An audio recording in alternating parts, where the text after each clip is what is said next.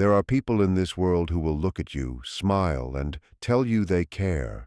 But for some, those words are nothing more than an echo of what they think they should feel. And then there are the rare ones who will never say much at all. Yet every small, deliberate thing they do is a quiet confession of how much you mean to them. With an avoidant, love is not spoken loudly. It is revealed in whispers, in fragments, in the moments you almost miss unless you know how to look. The avoidance fortress of self-protection is not something built overnight, nor is it the result of a single event. It is the outcome of repeated encounters with emotional instability, rejection, or unpredictable love that, over time, teach them one unshakable lesson: vulnerability is dangerous. To survive, they have had to construct an inner citadel, a psychological stronghold where their feelings are guarded behind high walls and deep moats, safe from intrusion. In the world outside, they appear independent, self-contained, even untouchable. But this independence is often less about strength and more about the necessity of being their own emotional safe haven when others could not be trusted to provide one. This fortress is not designed with malice. It is a survival strategy that once served them well, allowing them to navigate relationships without the unbearable risk of being emotionally exposed. Every brick represents a moment in which they learned that to open themselves was to risk pain, moments of unmet needs in childhood, romantic disappointments, or betrayals by those they trusted most. The mortar between those bricks is made from the unspoken vows they made to themselves: never to depend too much, never to need too deeply, never to allow anyone to hold the power to wound them again. Because this structure has been standing for so long, the avoidant often forgets that it was built at a cost. The walls do not discriminate between threat and safety. They keep out harm, but they also keep out intimacy. They are both the guardian and the prison. For many avoidants, this is a truth they are not consciously aware of. They simply live within their carefully managed boundaries, feeling safe yet vaguely disconnected. They see closeness as something to be measured, rationed, and cautiously negotiated. It is not that they do not desire love. They do. But their desire is overshadowed by the fear that love will demand too much from them, strip away their defenses, and leave them vulnerable to the wounds they once barely survived. To those outside this fortress, the avoidant may seem emotionally distant, unwilling to commit, or uninterested in deeper connection, but this perception misses the complexity of their inner experience. The reality is that, behind those walls, they often feel emotions intensely. They may long for closeness, but the fear of what closeness requires keeps them locked in patterns of withdrawal and self-protection. Every attempt to approach is calculated, every step toward openness weighed against the potential for harm. This makes any genuine act of letting someone in a deeply meaningful and rare occurrence. When an avoidant allows another person past their defenses, even in a small way, it is not casual. It is a deliberate choice that speaks volumes about the trust they feel toward that person. The fortress is also shaped by the avoidant's mastery of self-reliance. They have trained themselves to meet their own needs, to rely on their own counsel, and to find comfort in their own company. To invite someone into that self-contained world is to risk upsetting the delicate balance they have maintained for years. This is why, to the untrained eye, their openness may appear subtle, a shared personal detail, an uncharacteristic display of emotion, or even just allowing someone to see them at rest, unguarded. But for them, these moments are seismic shifts, cracks appearing in the walls that once seemed unbreakable. Understanding this fortress is essential to recognizing the gravity of what it means when they let you in. It is not about sentimentality. It is about survival instinct making an exception. The avoidant is not careless with who they trust. They measure, observe, and test, often unconsciously, before they allow anyone into their inner world. And when they do, it is the culmination of a long, silent battle within themselves, weighing the fear of pain against the hope that this time, perhaps connection will not come at the cost of their safety. For someone with an avoidant nature, emotional intimacy rarely arrives in the form of dramatic confessions or grand, sweeping gestures. Instead, it emerges like a quiet tide, almost imperceptible to those who don't know how to see it. Subtle invitations into their private world are their language of trust, and these invitations are never accidental. The avoidance life is a carefully curated landscape where only a select few are permitted to wander beyond the surface.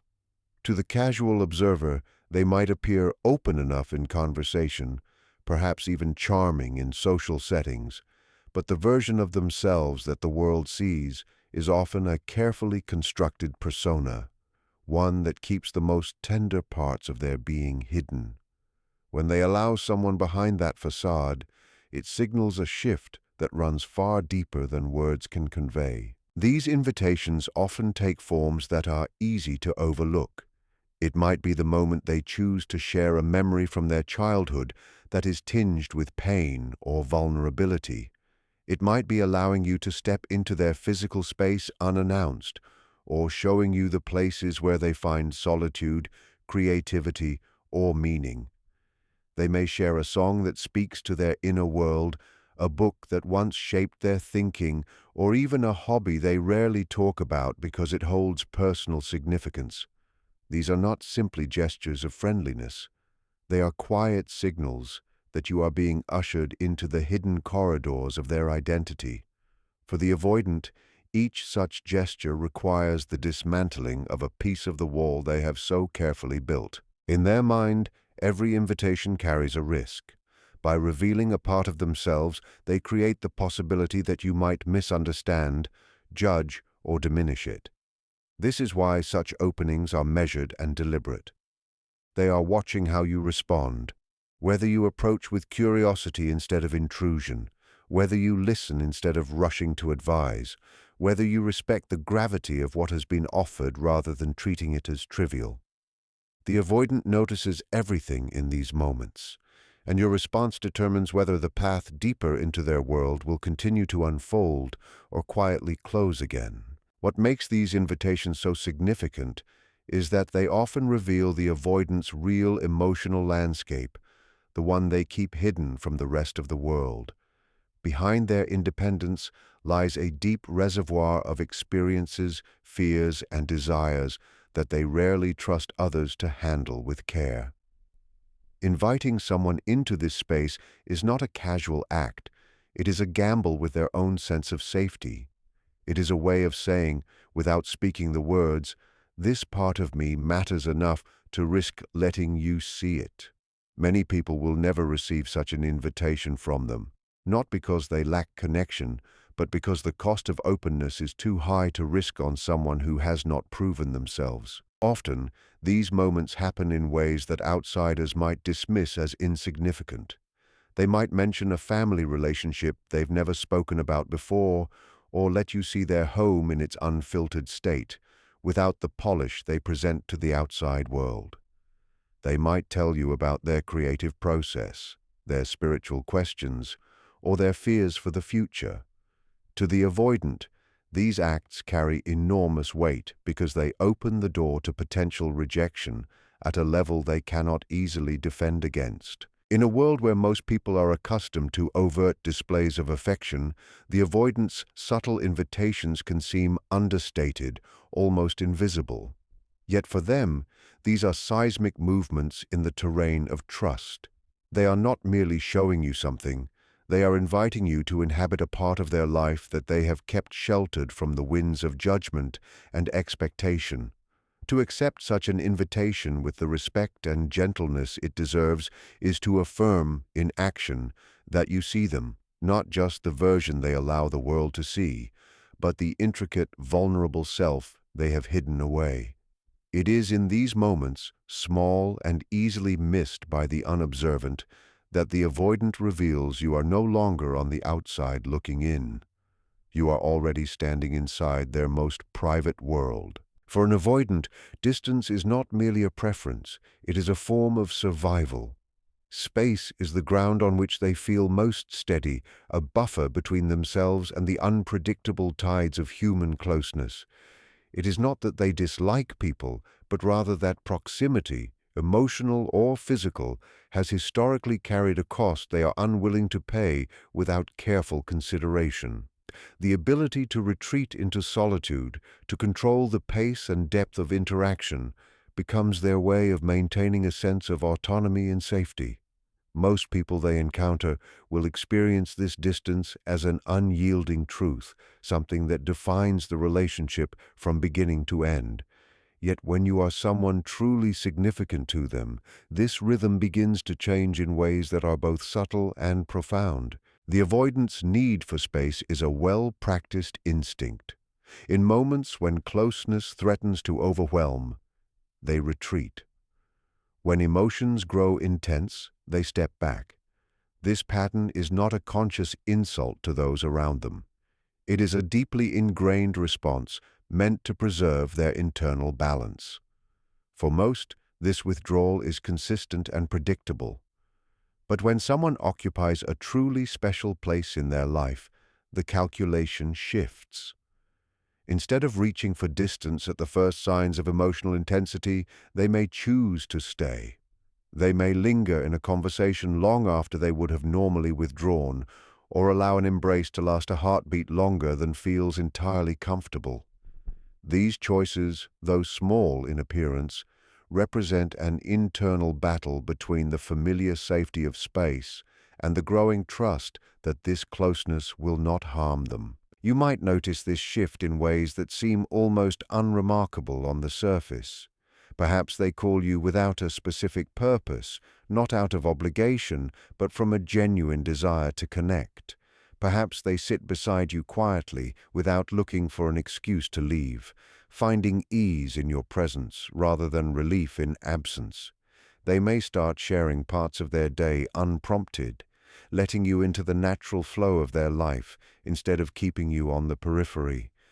For someone accustomed to protecting themselves with distance, these actions are deeply revealing. They are not simply spending more time with you, they are surrendering a piece of the control they have relied on to keep themselves safe. There is a quiet courage in these moments. For the avoidant, choosing proximity over withdrawal is an act of defiance against their own patterns. It is as if a part of them is whispering that perhaps the rules they have lived by do not need to apply to you. This is not a decision made lightly. It is the result of countless small observations about how you respond to their boundaries, how you handle their silences, and how you accept them without demanding more than they can give. Over time, these observations create a foundation of trust strong enough to support the risk of staying close. Yet even when they close the distance, the avoidant is aware of the vulnerability it invites. Proximity means exposure. It means that you can see the nuances in their expressions, hear the hesitation in their voice, sense the undercurrents of their moods. This level of intimacy can feel dangerous to someone who has spent years avoiding it. That they allow you this access at all is a sign that they believe you will treat it with care rather than use it as a weapon. They are often masters of concealing the raw currents of their emotional world. They have learned, sometimes painfully, that to show too much of their inner life is to invite judgment, misunderstanding, or rejection. Over the years, they perfect a kind of emotional camouflage, masking fear with detachment, cloaking sadness in wit, replacing vulnerability with carefully constructed logic. This ability to hide their truest feelings becomes almost second nature, a reflex they deploy without conscious thought. To the outside world, they may seem unshakably composed, rational, even aloof.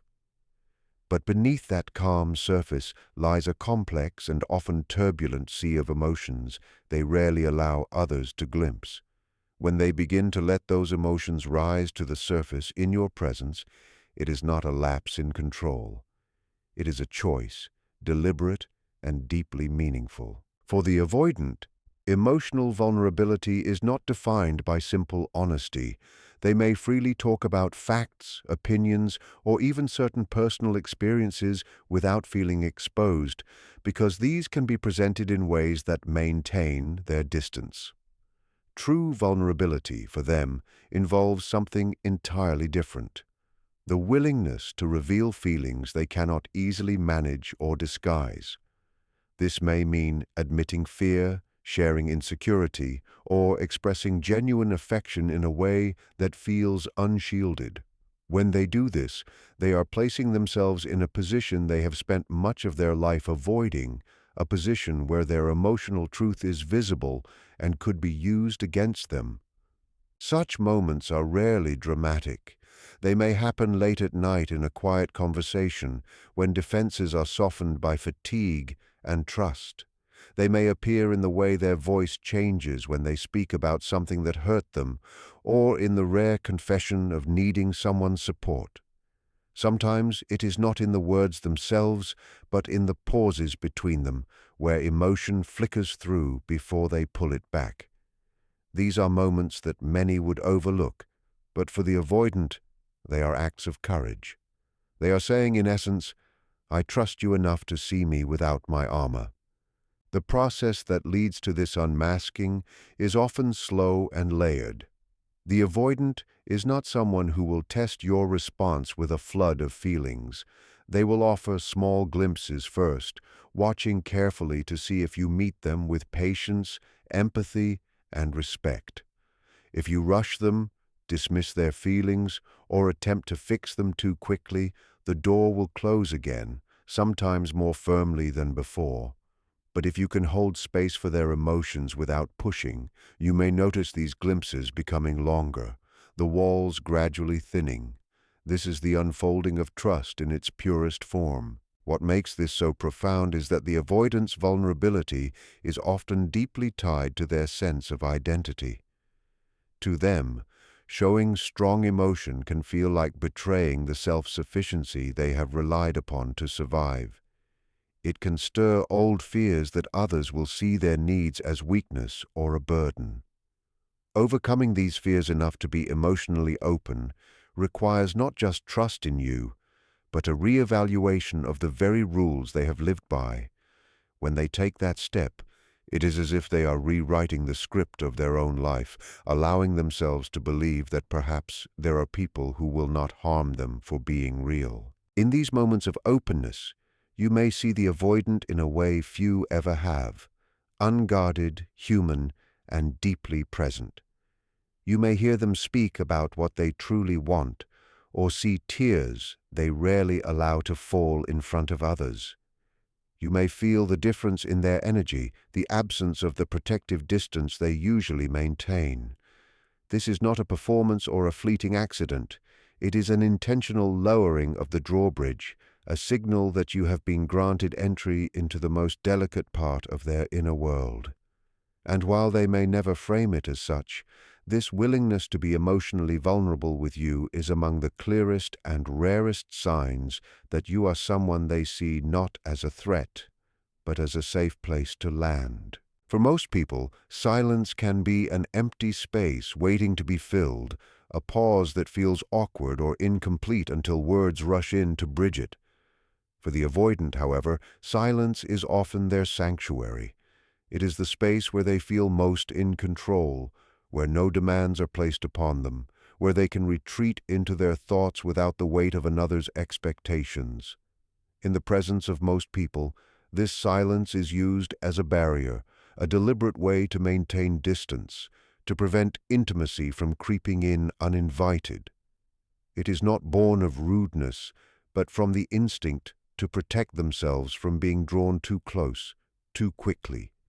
Yet, when they find someone they truly value, the nature of their silence changes in a way that speaks louder than words ever could. With someone who has not earned their trust, silence is defensive, even impenetrable. It is a means of keeping emotional space intact, of maintaining a buffer that ensures no one can wander into their inner world without permission. But with someone special, silence becomes something entirely different. It becomes shared, alive, and safe. The avoidant begins to allow another person into that sacred quiet, no longer needing to fill every pause with distraction or explanation. Instead of using silence to hold you at bay, they use it as a way of simply being with you. In these moments, you are not on the outside of their solitude. You are invited into it. This shift may seem subtle to an outsider, but to the avoidant, it represents a profound change. Sharing silence is an act of trust, because it requires them to let down their guard without the distraction of words. It means they believe you will not misinterpret their quietness as disinterest or rejection. They trust you to simply exist alongside them without making demands for more than they can give in that moment.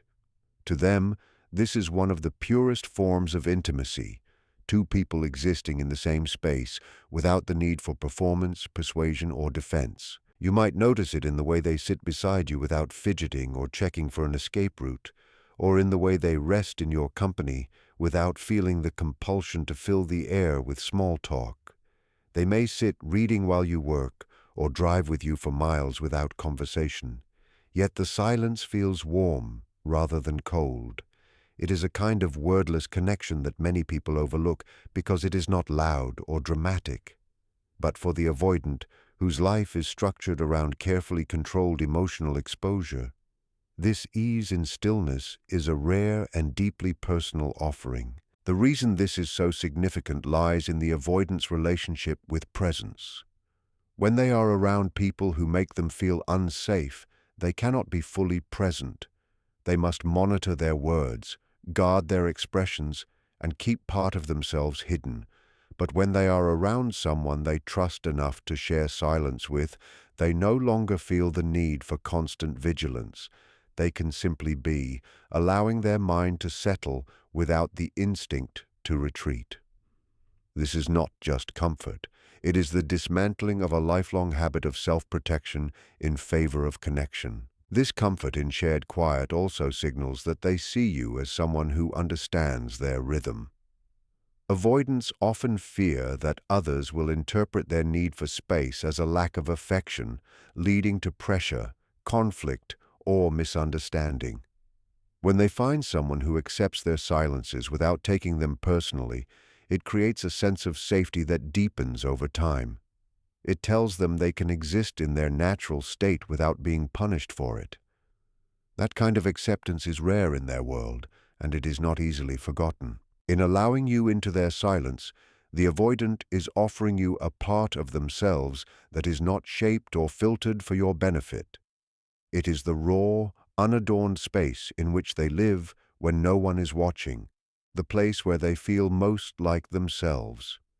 If they can sit with you there, unguarded, and feel no need to hide or perform, it is one of the clearest signs that you have crossed a threshold few are ever invited to approach. In those quiet, wordless moments, you are not just near them, you are inside the space they keep most sacred, sharing the stillness that they have always called their own. For an avoidant, love is rarely expressed through a cascade of romantic words or constant verbal affirmations. Their relationship with emotional expression is complex, shaped by a deep-seated caution about revealing too much of what they feel. Because of this, the signs that they truly care often do not appear in the ways most people expect. Instead, their affection and attachment surface in the form of quiet, consistent actions that are almost invisible to the casual observer, but unmistakable once you learn to read their language. These are the gestures they cannot fully hide, because even with their instinct to protect themselves, genuine care has a way of spilling into their behavior. An avoidant who values you deeply will begin to remember the smallest details about you, not just your obvious likes and dislikes, but the subtle preferences you may have mentioned only once. They will store away fragments of your words, and find ways to incorporate them into your life without making a spectacle of it. Perhaps they will adjust plans to suit your comfort, choose a meal they know you enjoy without asking, or quietly fix something you mentioned was bothering you. These are not grand, sweeping acts designed to win your approval. They are steady, deliberate expressions of attention that reveal you are always on their mind, even when they don't speak it aloud. You may notice that they begin to alter their routines in small ways to accommodate you. For someone who thrives on personal space and independence, this is significant. It might mean rearranging their schedule to spend time with you, or making compromises that go against their usual patterns because they know it matters to you. To the avoidant, these adjustments are not made lightly. They represent a willingness to let you influence their carefully structured world, which is something they rarely allow. These quiet acts of care often extend to subtle forms of protection.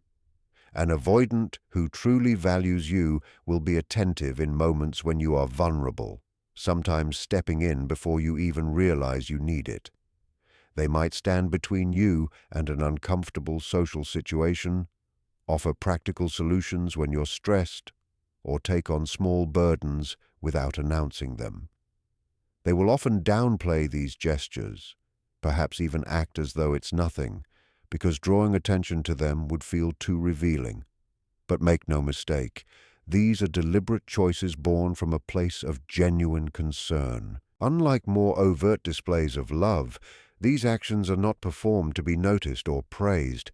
In fact, the avoidant may prefer if you never mention them, because acknowledgement can make them feel exposed. The point is not to be recognized. The point is to quietly contribute to your well-being. In their mind, love is not proven by grand declarations, but by consistent reliability, the kind that doesn't demand attention, but is always there when you need it. This form of caring can be difficult to spot if you are looking for the wrong signs. Many people expect affection to be loud, visible, and constant, but the avoidant's love is often woven into the background of daily life. It lives in the steady presence you can depend on, the unspoken ways they show they are thinking of you, and the invisible adjustments they make so you feel more secure. When they care, they invest in creating an environment where you can move through life a little more comfortably, even if they never claim credit for it. The rarity of these acts lies in their selectiveness. The avoidant does not extend this level of quiet effort to everyone. They may be polite, considerate, even kind to many people, but the sustained, personalized attention they give to someone they truly value is a different thing entirely. If you find yourself benefiting from these subtle acts, if they are remembering, adjusting, and protecting in ways that go beyond what they offer others, it is a clear sign that you have crossed into the inner circle of their guarded heart. These are the gestures that bypass their instinct to keep distance, slipping past the fortress they have built, because some part of them has decided you are worth the risk. And for the avoidant, there is no clearer declaration of your importance than the care they give quietly, consistently, and without the need for recognition. To truly be special to an avoidant is to be trusted with something they have spent their life guarding, the unedited truth of who they are.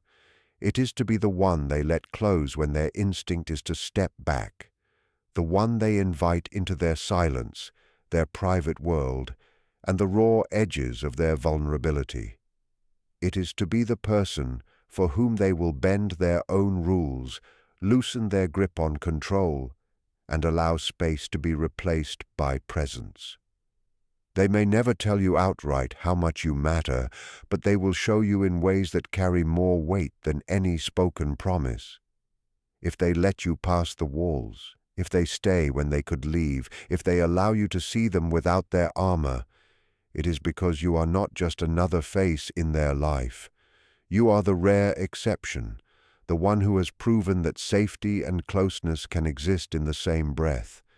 And in the guarded heart of an avoidant, there is no greater declaration of love than that.